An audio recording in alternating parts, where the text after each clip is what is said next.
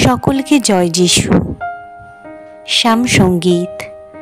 মানুষের জীবনে যা শ্রেয়, যত উৎকোচ, যত অন্যায় একদিন বিলুপ্ত হবেই, বিশ্বস্ততা কিন্তু থাকবে চিরকাল।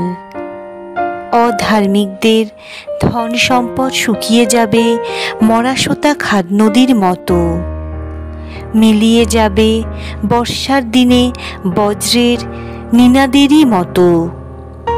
যে মানুষ উদার হাতে দান করে মনে সে তো আনন্দই পায়, তেমনি ন্যায় নীতি যারা লঙ্ঘন করে তাদের তো সর্বনাশ হয়।